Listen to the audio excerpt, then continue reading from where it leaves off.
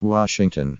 The Trump administration announced on Monday that it would impose new tariffs on Canadian softwood lumber imports, escalating a long-standing conflict with America's second-largest trading partner.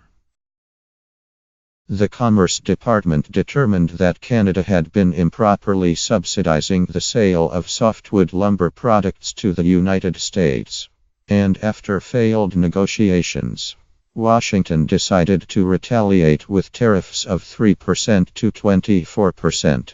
The penalties will be collected retroactively on imports dating back 90 days.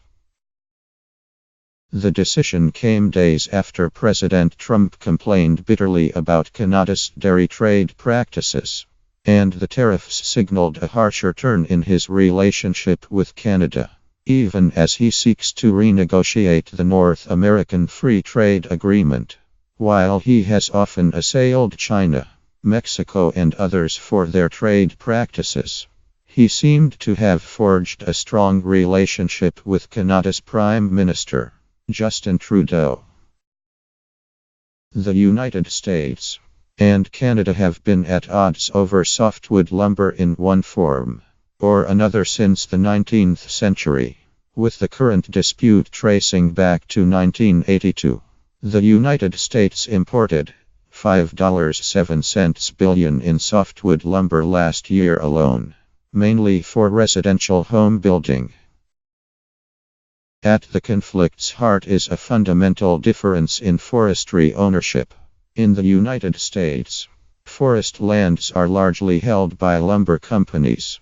In Canada, they tend to be owned by the government, and American mills contend that Canadian provinces subsidize their industries by charging low royalty rates for cutting trees. A temporary truce under President George W.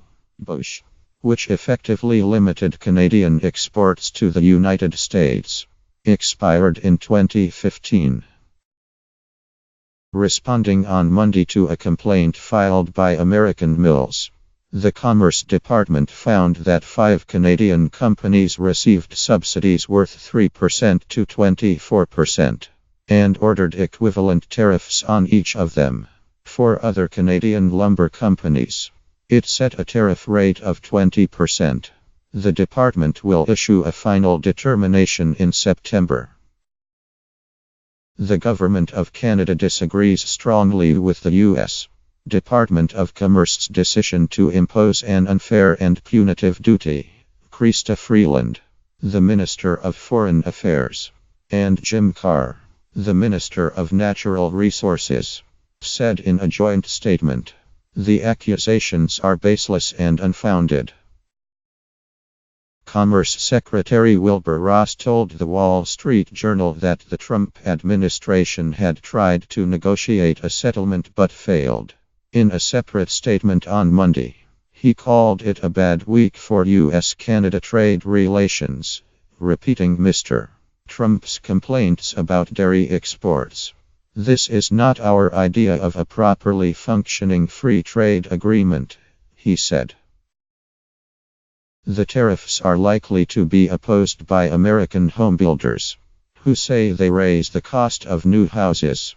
A study last year by the National Association of Home Builders found that a 15% tariff would increase new home prices by 4.2%.